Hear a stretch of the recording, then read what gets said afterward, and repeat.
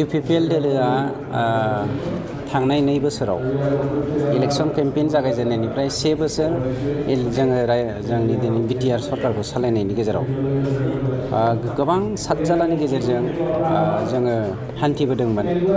दिनै सरकार जाखांनानै बोरैबा पार्टी महरै सुखु दुखुआ सफैयो, खिन्थु बेखौ सौसिलांनोब्ला जोङो मा थांखि लानानै सौसिलांनो हागोन, बे थांखिजोंनो दिनै समबो फैनायजों लोगोसे बा बोथोरबो जानायजों लोगोसे गासैबो जिल्ला कमिटिफोरखौ जों रिसाफल खालामनाय जादों।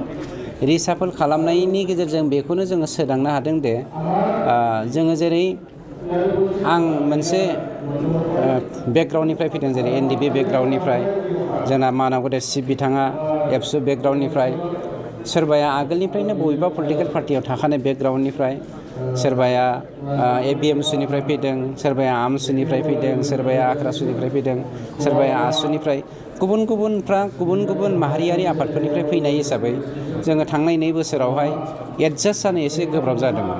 खिन्थु बेबारनिफ्राय जों ओरैबायदि मोनसे स्मुथ एडजास्टमेन्टआव फैदों जे जोङो जोंनि पार्टिखौ फोथांना लाखिनो थाखाय फैगौ समफोराव रावनिबो हेफाजाब लायालासेनो जोंनि इउपिपिएल दोलोआ बिटिआरखौ माब्रै सरकार सालायलांनो हागोन, बे थांखिजों रिसाफल खालामनाय जादों आरो बे थांखिजोंनो जोङो फैगोन समफोराव खामानि मावनांगोन।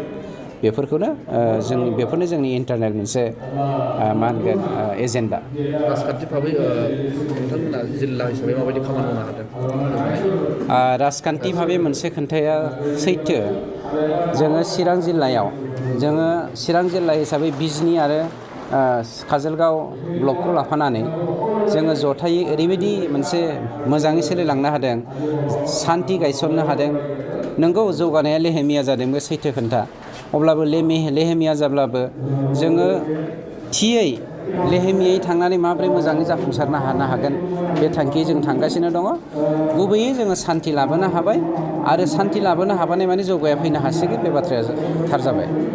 दिनै इउपिपिएल दोलोनिफ्राय जोङो चिरां डिस्ट्रिक्ट कमिटिखौ दाफुंनानै लानो हानाय जाबाय आरो बेखौ जोङो केन्द्रीय भाबै बे चिरां डिस्ट्रिक्टनि जे गोदान बडि, बे बडिखौ गोबां खेब सावरायनायनि उनावहाय जाय मानसिफोरखौ जोङो खामानियाव बाहायनो हागोन, जाय मानसिफ्रा दोलोनि जानानै खामानि मावगोन, बे मानसिफोरखौ दिनै सायख'नानै पुर्नांग मोनसे चिरां डिस्ट्रिक्ट इउपिपिएल बे कमिटिखौ जों दानो लानो हानाय जाबाय। दा मोनसे उद्देश्यआ स्पस्ट' जे जों इउपिपिएल दलनि जे माने सरकार सोलिगासिनो दङ, बे सरकारनि दारै जोंनि बे 15-17 बोसोराव जेरैबायदि डिप्राइभ जानानै थाबोनाय, गोग्लैसोनानै थाबोनाय, नासयजाबोनाय, बे गासै परिबेसनिफ्राय जोङो माने मुक्त खालामनो हागोन, बेखौ नोजोर होनानै जों खामानि मावगासिनो दङ। दा दुर्भाग्यग्रस्त थांनाय बोसोरसेयाव जोङो इसेबां खामानि मावनो हायाखै, खारन बेहाय कर'ना भाइरासनि खारनाव जोङो बे जेसेबां सेन्ट्रेलि फान्ड फैनांगौ, जों एसअपिडिनि जेसेबां माने फान्डफोर दङमोन, बेखौ बाहायनो जथेस्थ' उसुबिदा जादों। दा बे खारनाव बोसोरसेया जोङो खामानि मावनायखौ नुवाखै। अब्लाबो बे थांनाय बोसोरसेयाव बे 15 बोसोर 17 बोसोराव जेरैबायदि बिशृंखल मोनसे सरकार सालायबोबाय, बेखौ जोङो सिस्टेमाव लाबोगौमानिबो समाया थांबाय। दा बे हिसाबै एबार नैबे गोदान बोसोर जानुवारिनिफ्रायनो जों माखासे पदक्षेप लानानै रायजो राजाफोरनि उन्नतिनि थाखाय आरो जोंनि फरायनाय गथ'फोरखौ नोजोर होनानै, जोंनि खेथि मावग्रा आबाद मावग्राफोरखौ नोजोर होनानै बबे समाव माबादि जोङो बेबस्था खालामना होनांगौ, मा रोखोम सुबिदा खालामनांगौ, गासै बे जिनिसखौ जोङो दिनै थागथियारि खालामजोब्बाय। एसे समाव बिथांमोननि गासै माने मोजां खामानिखौ जोङो मावफुंनो थाखाय आखायाव लानानै जों इउपिपिएल सरकार हिसाबै जोङो बे 5 बोसोरनि गेजेराव गोबां सोलायनाय लाबोनो हागोन। खारन जोंनि मोनसे स्ल'गाना बे जे परिबर्तनखौ लानानै जोङो मोनसे स्ल'गाननि गेजेरजों रायजो राजाफोरनि गोसोखौ बोदों। थिग बे परिबर्तनखौ जोङो रायजो राजाफोरनि जिबनाव जौगानाय लाबोगोन। गोदानै आफादगिरि नेहाथारि सोर जाबाय नोंथांमोननि जिल्लानि? चिरां डिस्ट्रिक्ट हिसाबै जाय गोजाम आफादगिरिमोन, बे बिथांखौनो जोङो दिनैहाय जों आफादगिरि आरो जाय गोजाम नेहाथारि, बे गोजाम नेहाथारिखौनो जोङो नेहाथारि हिसाबै सायख'फिनबाय। आरो बियो जोंनि बे ओनसोलनि रायजो राजाफोरनि सायख'नाय, बे जोंनि केन्द्रीय भाबै जों बुंनाय बाथ्रा नङा।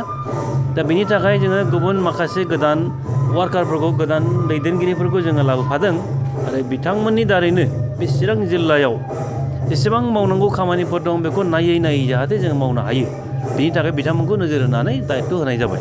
नोंथांमोना चिरां जिल्ला हिसाबै राजखान्थियारि भाबै माबाफोर थांखि लादों नामा? चिरां जिल्ला हिसाबै जोङो ओरैनोब्लाबो मजबुरै दंखायो, गोख्रोङै दंखायो।